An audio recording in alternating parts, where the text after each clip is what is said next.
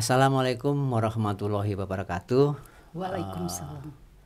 Kami dari Pusat Pengajian Islam Universitas Nasional hari ini berkesempatan untuk berbincang-bincang tentang program-program di PPI. Nah, sekarang ini kan ramen itu ya, Mbak ya. Tentang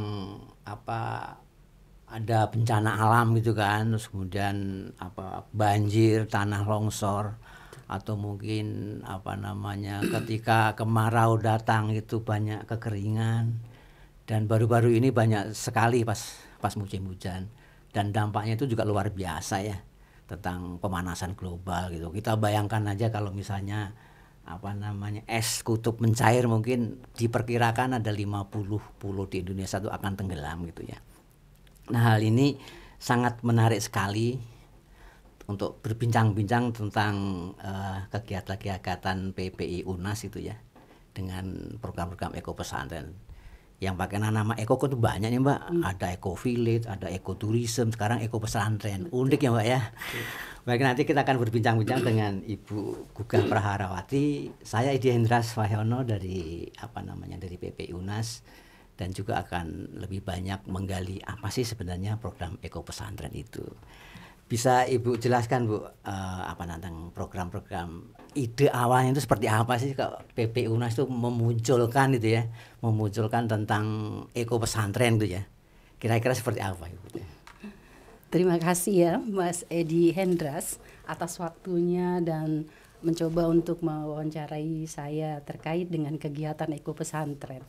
Sebenarnya kegiatan eko pesantren itu sudah diperkasai oleh Bapak Dr. Fahrudin Mangunjaya.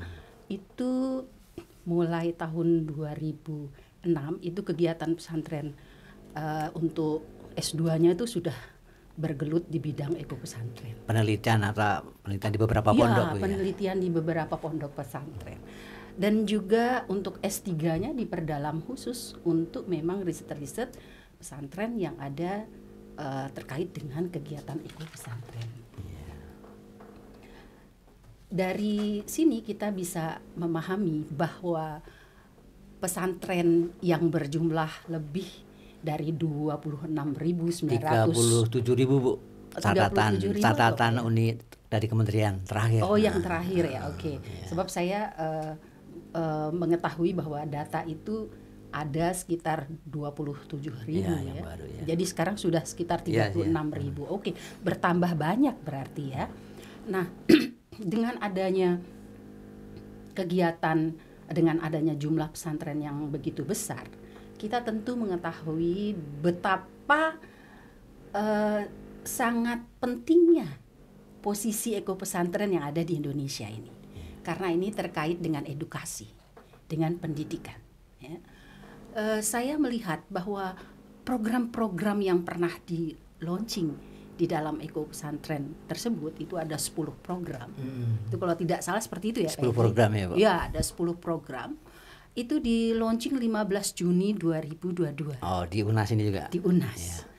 Nah, kegiatan-kegiatan tersebut tentunya saja akan memberikan kontribusi ya, dan strategi yang baik untuk eko pesantren. Bagaimana pesantren itu sebenarnya bisa menjadi pesantren yang hijau, kemudian juga bisa menjadi pesantren yang mandiri seperti itu ya.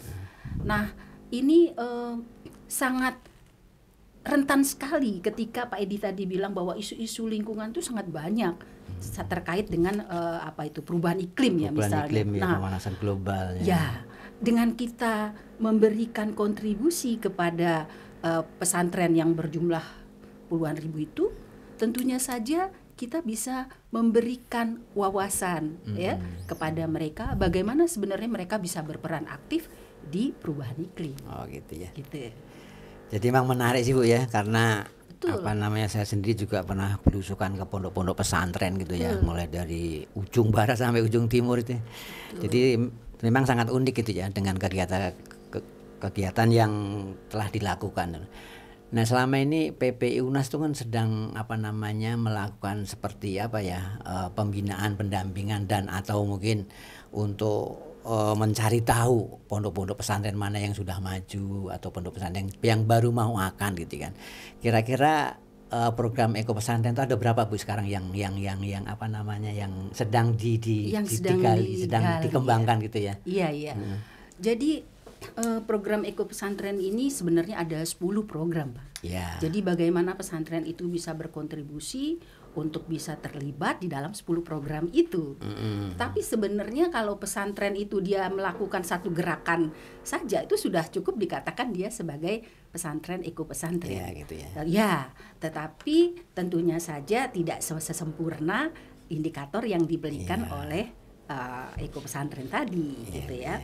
Nah, 10 program itu kan terkait misalnya seperti kurikulum, kemudian seperti sumber daya manusianya itu sendiri, kemudian bagaimana pengelolaan listrik, air seperti itu ya, terus bagaimana pengelolaan sampah, hidup sehat gitu. Nah ini program-program itu sebenarnya adalah persoalan-persoalan yang ada di pesantren itu sendiri awalnya, tetapi kita tidak mempersiapkan outputnya. Bagaimana sebenarnya supaya apa yang kita pernah sumbangkan atau yang kita pakai menjadi hal yang menjadi balik lagi kepada kita penuh dengan manfaat kan gitu. Ya emang luar biasa nih Ibu Dr. Gugah Praharawati ini sebenarnya juga apa namanya dari Fakultas Biologi Bu ya. Jadi paham tentang lingkungan hidup yang ada di sini gitu ya. Jadi untuk program-program pondok pesantren itu berapa lama sih Bu sebenarnya untuk tahap awal? Oh, tahap awal ya. Programnya ini berjalan sekitar 3 tahun. Jadi pertama. Sekarang udah tahun keberapa nih Bu? Sekarang kita tahun kedua Pak. Tahun kedua ya? Ya, tahun kedua. Jadi program pertama itu bagaimana kita merekrut ya, merekrut pesantren-pesantren kurang lebih sekitar 50 pesantren Pak. 50 pesantren itu di Sumatera. Ya, ada yang dari Sumatera, Lampung ya, terus kemudian Riau. Kemudian ada yang dari Jawa Barat, Banten, kemudian ada yang dari Jawa Tengah, Jawa Timur, bahkan sampai Madura, Pak. Oh gitu ya. Iya. Sangat menarik sebenarnya karena kehidupan di pondok pesantren sangat unik gitu ya. Betul. Ya waktu apa namanya kegiatan-kegiatan itu di pondok pesantren itu apa Pak Kiai bilang ya gitu, nggak ada yang berani gitu Pak, ya. Betul. Jadi dan kedepannya apa sih Bu? Sebenarnya kan ini jadi PPI UNAS itu hanya untuk trigger aja ya. Artinya trigger itu untuk mengawali gitu kan. Kan tidak mungkin PPI UNAS itu terus menerus akan melakukan ini. Pihak-pihak mana aja Bu? Lembaga-lembaga mana aja yang terlibat di dalam kegiatan pesantren? Jadi dalam untuk melakukan implementasi, kalau saya bilang implementasi program Eko Pesantren itu yang terlibat itu adalah pesantren itu sendiri Pak ya. Pesantren itu sendiri itu semua stakeholder yang ada di pesantren, baik itu kiainya, guru-gurunya ya, ustadznya, santrinya itu semua terlibat. Bahkan kita akan melihat bahwa lingkungan di sekitar pesantren itu juga harus terlibat. Masyarakat. Sehingga dampaknya itu bisa dirasakan baik itu oleh pesantren sendiri maupun oleh masyarakat. Oh gitu ya. Nah, yang menjadi persoalan adalah bahwa kita ini perlu dukungan. Dukungan dari berbagai macam pihak tentunya ya Pak. Kementerian misalnya. Ya betul Pak, itu alhamdulillahnya nih kegiatan selama ini yang sudah berjalan 2 tahun dari Kementerian Agama itu sudah mendukung, KLHK sudah mendukung gitu ya. Bahkan dari akademisi, LSM, jadi kita memang sudah berkolaborasi dengan untuk lembaga-lembaga melakukan yang terkait itu ya. Betul karena ini baik sekali ketika kita mau menjadikan atau menyumbangkan satu kebijakan untuk yang di masa depan. Oh gitu ya. Jadi memang sangat menarik Ibu ya. Jadi pondok pesantren kan santrinya macam-macam Bu. Ada yang 15.000, jadi yang ikut berpartisipasi dalam kegiatan Eko Pesantren itu ada pondok pesantren yang 15.000, cukup banyak gitu ya. Tapi ada yang 500-an gitu. Jadi menarik gitu ya. Jadi dalam kegiatan kedepannya itu Bu, tahap awal apa sih Bu yang dilakukan oleh PPI UNAS untuk ini? Betul. Ketika kita menggalang mereka untuk melakukan kegiatan Eko Pesantren, tentunya kita harus punya program ya. Program apa yang harus kita lakukan supaya program yang 10 tadi berjalan dengan baik, benar kan? Nah, pertama kita akan membuat Pokja. Jadi kelompok kerja itu harus ada kelompok kerja dari masing-masing pesantren. Betul kan? Iya. Nah, kemudian setelah itu kita juga melakukan training. Pelatihan bagaimana caranya kita bisa men-tracking pesantren-pesantren yang tadi sudah direkrut. Ya, yang 50 itu ya. Iya, betul. Menarik dilakukan. Nah, tracking itu adalah bagaimana mereka bisa menilai dirinya sendiri. Gitu ya. Bagaimana mereka bisa menilai dirinya sendiri, apakah pesantren saya ini sudah layak dikatakan sebagai pesantren eko pesantren. Gitu ya. Memang sangat menarik sih dengan pondok-pondok pesantren itu. Nah, satu lagi Pak. Apa? Jadi nanti juga setelah ini kita akan ada kegiatan yang monitoring melalui online dan juga monitoring ke lapangan. Oh gitu. Ini sangat, ini sangat menarik Pak, Iya. Karena kita bisa terjun langsung kan. Gitu. Jadi tahapan awal pelatihan apa Bu yang sudah pernah dilakukan? Jadi dalam training ya. Ya ini selama tahun kedua ini mungkin ya. Apa yang pernah dilakukan? Yang dalam pertama kan kita sudah melakukan training ya. Training ini kan sudah dilakukan baik itu dari Sumatera, di Sumatera untuk 7 pesantren. Terus kemudian 26 pesantren kita lakukan di Jawa Barat. Jawa Barat, Banten. Betul. Ya. DKI. Jawa Barat itu Jawa Barat, DKI, Lampung ya. Gitu. Itu semua ikut dijadikan satu kita lakukan di Bandung. Nah, kemudian yang untuk Jawa Timur, Jawa Tengah dan Madura itu kita lakukan di Yogyakarta. Jogja. Nah, kegiatan lanjutannya adalah Pak, kita akan melakukan evaluasi. Tentu saja apa yang sudah kita berikan di dalam training itu harus dievaluasi. Apakah itu bisa menjadikan mereka berstandar atau tidak, standar atau sesuai dengan indikator yang kita harapkan. Itu oleh sebab itu kayaknya Bapak perlu melakukan lagi nih kegiatan baru Pak.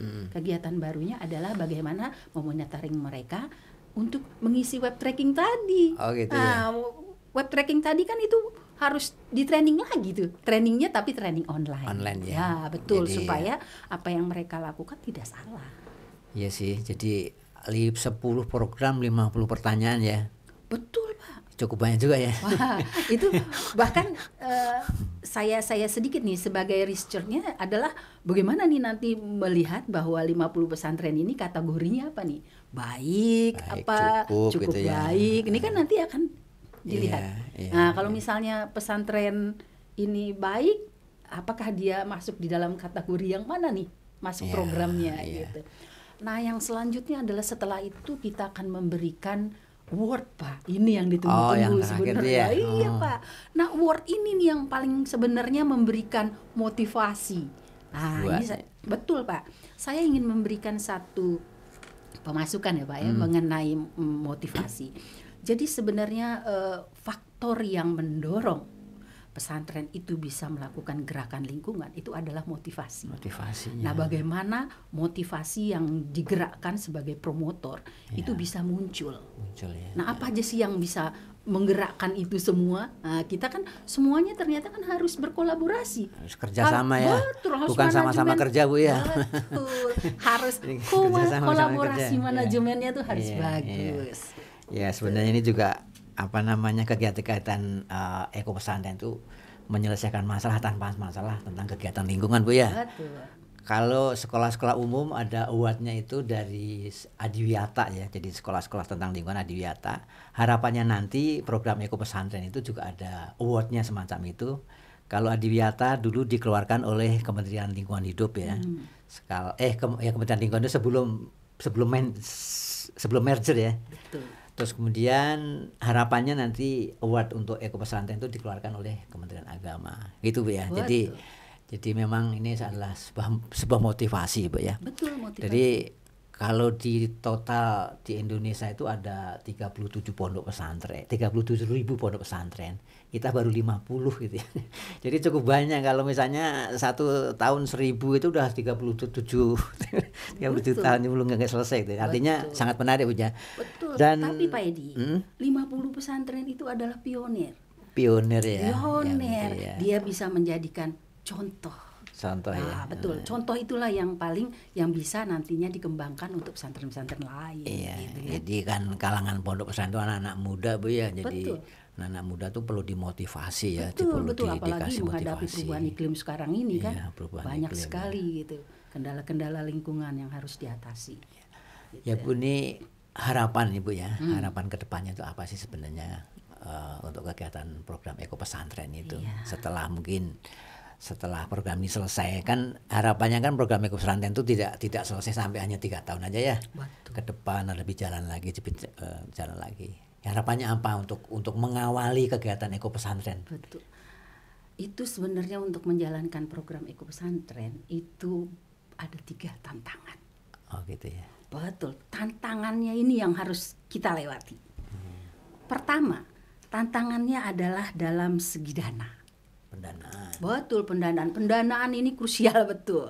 Ya. Jadi bagaimana pesantren itu bisa bergerak? Seandainya dia mau menjalankan tentang Eko Pesantren, mengolah sampah saja. Nah, di dalam training kemarin itu mereka baru dalam tahap untuk memilah. Nah, bagaimana seandainya sampah itu menjadi zero waste, gitu kan? Itu kan harus butuh alat pencacah. Alat pencacah nggak bisa gratis dong, harus dibeli. Nah, itu jadi kontribusi di sini juga pendanaan perlu ditingkatkan. Perlu dana ya, itu tahap pertama ya. Itu tahap pertama. Yang kedua adalah waktu, Pak. Waktu ya. Oh, santri itu padat jadwalnya. Ustadznya juga jadwalnya padat, itu banyak menghafal. Tapi bagaimana mereka bisa meluangkan waktu? Gitu. Bagaimana mereka bisa meluangkan waktu membagi ilmu. Betul. Nah, ini juga menjadi ini juga nih kayaknya tugas buat Pak Edi nih. Bagaimana Pak Edi bisa memonitoring mereka supaya mereka itu punya jadwal yang rutin untuk kegiatan ini. Iya, benar sih Bu ya. Betul, karena kalau nggak rutin Pak, ya udah habis dibuang setelah kegiatan yang pertama dan terakhir. Ya, gitu. Terus yang ketiga Pak, itu adalah sumber daya manusia. SDM-nya. Betul. Sumber daya manusianya dalam kegiatan ini siapa yang mau melakukan? Ya kan? Pak Kiai oke, sudah setuju. Tapi apakah ada di situ ustadz yang mau memang bergerak?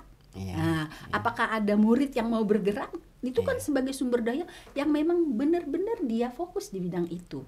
Karena kalau dia tidak fokus di bidang itu, ya tidak akan selesai. Dan pekerjaan lingkungan ya Pak ya, kalau menurut saya pekerjaan lingkungan itu tidak bisa setengah-setengah.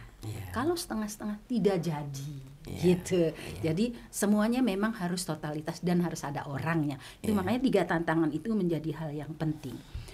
Dan ada yang lebih menariknya lagi bahwa kegiatan ini bisa kita ini ya Pak, kita applause gitu ya, kita senang melakukannya gitu. Karena ini punya kebaruan yang luar biasa. Dan ini semua orang harus tahu Pak kebaruannya itu apa gitu. Jadi kebaruannya dari kegiatan ini adalah bahwa kita bisa menyumbangkan etika Islam dan lingkungan itu bersinergi. Itu penting sekali. Ya. Iya Pak. Ya, selama ini kenapa kerusakan alam itu terjadi? Ya kan? Kerusakan di mana-mana, bencana di mana-mana. Sebenarnya itu berawal dari input manusianya itu sendiri kan. Oleh karena etika Islam tidak dimasukkan ke dalamnya, maka dia tidak punya warning. Nah, warningnya ini apa? Yaitu di dalam dirinya manusia itu sendiri, dia punya yang disebut dengan responsibility. Tanggung jawab Pak, betul, untuk menjaga ekosistem ini tetap berjalan dengan baik gitu ya. Yang kedua adalah bahwa perubahan perilaku untuk melestarikan alam itu, keanekaragaman hayati ini merupakan tanggung jawab buat kita semua sebagai khalifah di muka bumi. Mungkin itu Pak ya. Seperti di Al-Qur'an juga sudah disampaikan bahwa telah nampak tanda-tanda kerusakan di muka bumi ini akibat ulah manusia gitu ya. Artinya bagaimana manusia itu sebagai khalifah di alam itu bisa menjaga, bisa ini. Terus kemudian juga terkait tentang Eko Pesantren lebih ke arah program penyadartahuan dan pendidikan ya. Betul. Harusnya pendidikan itu disesuaikan dengan perkembangan zaman. Seperti kata Khalifah Umar bin Khattab, didiklah anak-anakmu karena mereka lahir pada zaman yang berbeda denganmu. Jadi pendidikan anak-anak itu disesuaikan dengan zaman. Oke, Mbak Ara, terima kasih banyak nih. Mudah-mudahan nanti kita bisa bertemu lagi untuk berbincang-bincang tentang program Eko Pesantren dengan topik yang lain. Terima kasih. Dari kami dari BP UNAS dalam kegiatan ini berbincang-bincang dengan Ibu Dr. Gugah Praharawati. Calon Pak. Calon Ya, sebentar calon lagi dah, Pak, nih, 90% sudah. Terima kasih dan sampai ketemu lagi. Wassalamualaikum warahmatullahi wabarakatuh. Waalaikumsalam warahmatullahi wabarakatuh.